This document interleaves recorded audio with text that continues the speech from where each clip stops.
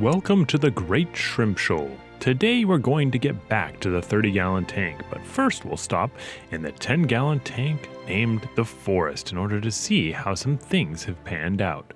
As always, thank you for coming, and please remember to like and subscribe on your way in. Now let's get all that shrimpy stuff started. Into the show.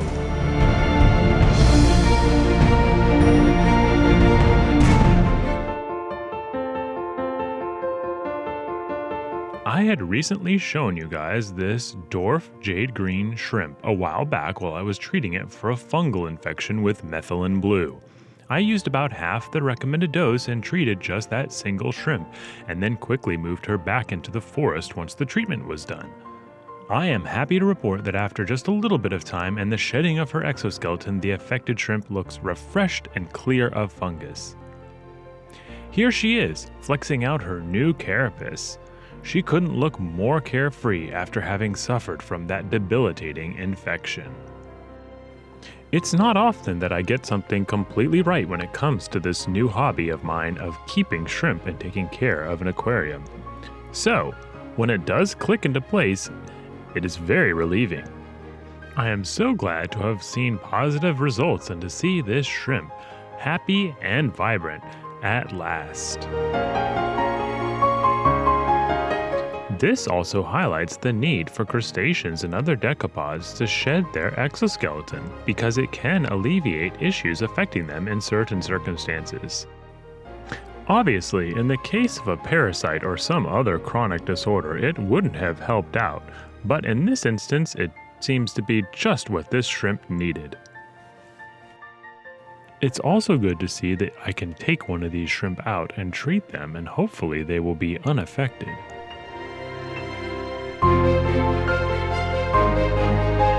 In the 30-gallon tank, things have been going swimmingly.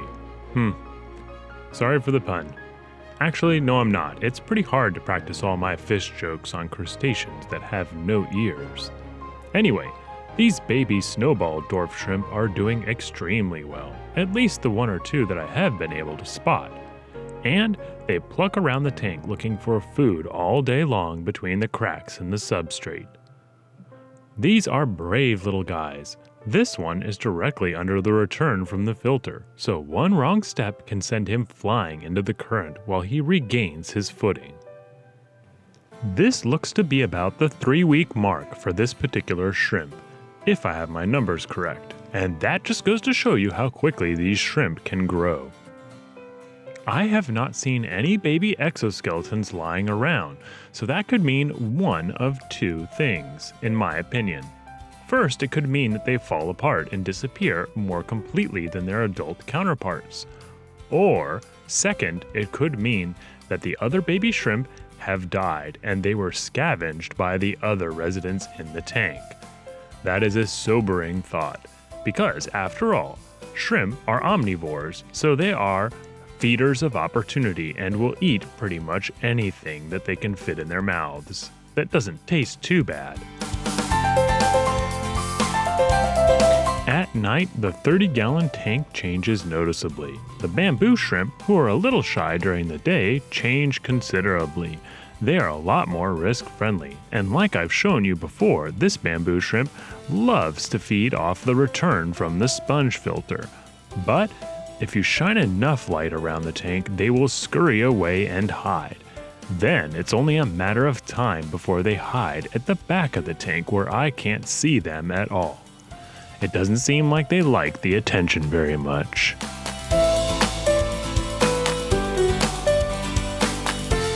The forest has become so overgrown as I've started to clean up the remnants of the algae bloom. And it sometimes takes feeding the shrimp in a particular area for me to get a proper head count of all the adults and any juveniles that I can spot. The babies somehow are able to stay pretty hidden, or I may have lost them all.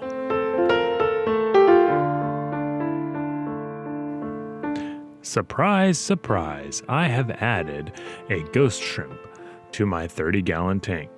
Just one for now. There's no need to go out and get a ton of them because they are good in solo as well. This one is just about fully grown, and they can be quite aggressive when chasing down their food of choice, which is pretty much anything that doesn't move. And I have seen them snacking on the remnants of a dead shrimp or a shrimp shell immediately after it's been discarded or the shrimp has died, so they are quick to take care of any opportunities that pop up. If you've watched any of my previous videos, you will know how much I love the ghost shrimp. They have a quirky character of their own. Everything from their antenna to the way that they move their eyes and scrounge for food is different than the other shrimp that I have kept, and I really do appreciate them. They are, however, easy to catch and come by in fish stores nearly everywhere. Often you can find them for as low as 4 for $1, but that makes finding a beautiful one like this much more exciting. There is a general iridescence, and there are also red accent markings on the tail and antenna and legs that can change between individual ghost shrimp, so certain individuals can look positively beautiful.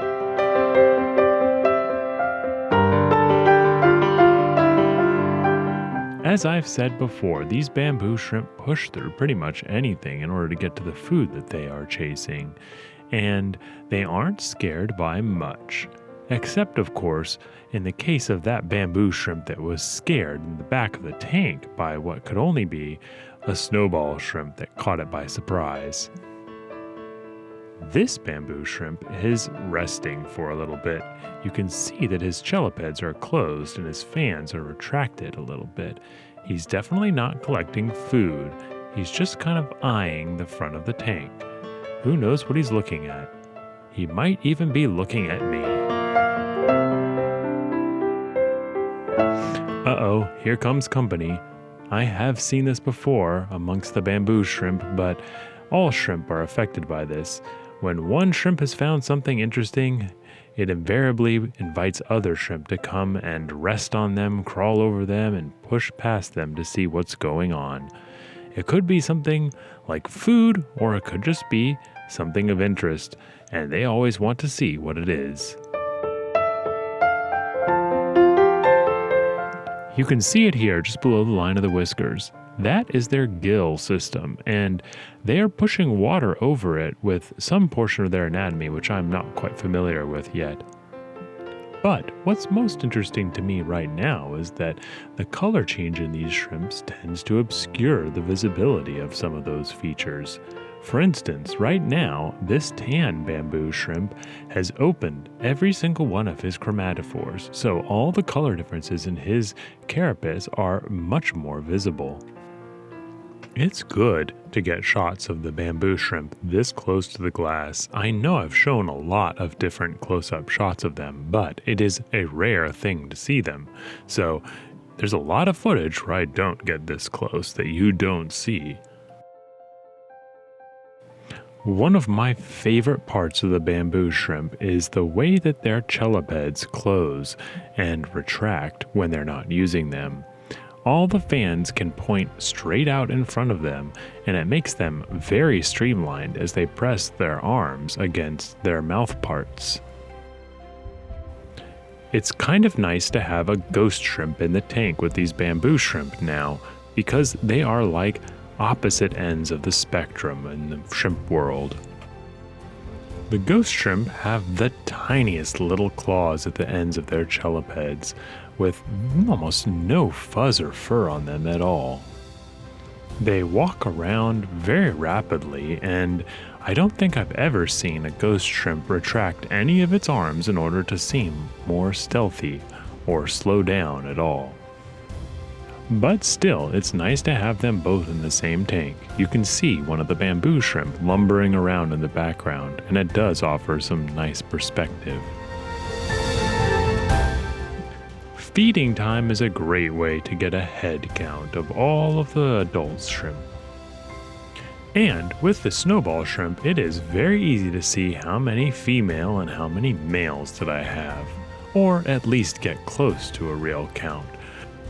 With the adult red cherry shrimp and the jade green cherry shrimp, It is almost impossible for me to tell which one is a female until they start carrying eggs. The bamboo shrimp and the cherry shrimp have stayed separate from each other when feeding for the most part, but the bamboo shrimp do come around near the end and pick at the pieces left over when the cherry shrimp have had their fill. Again, with a lot of cherry shrimp, you can see who's had their fill the most, and that particular dude who's dragging his poop all over the food has seemed to have eaten quite a lot. Oh, excuse me, woman. The ghost shrimp has been absent from the first few feedings, so I don't know whether or not he's just getting used to his neighbors or he chooses to scavenge for the rest of his food.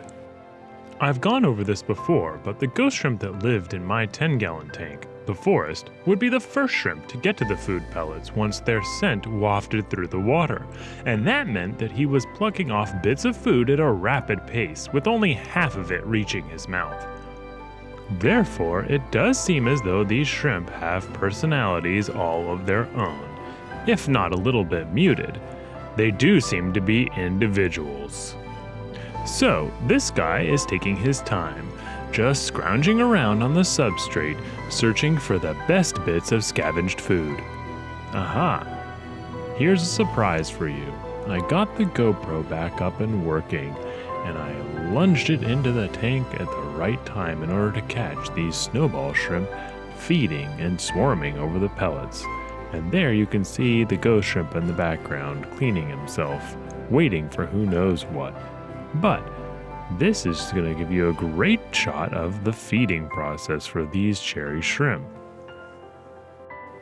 An underwater view that allows us to get this close to the feeding is a great way to see all the details in the shrimp that are otherwise lost in other methods of filming. Although the macro lens modification has made it so that there is a sharp plane of focus that's pretty much about 2 inches in front of the camera, and it's very shallow. Anyway, I was able to get some great footage from this period of filming with the GoPro in the 30-gallon tank, including the bamboo shrimp, and the shots are just wonderful. I can't wait to show them to you, but that will have to wait for next week's video. Anyway, thank you guys for showing up and viewing the mountains with me for a short period of time. It looks like things are going well. As always, please remember to like and subscribe on your way out the door and turn on notifications so that you know when I drop my next video. And please remember that next week we're going to get up close and personal with those bamboo shrimp, and I can promise you that the views are amazing. Until we meet next, have some sweet shrimpy dreams.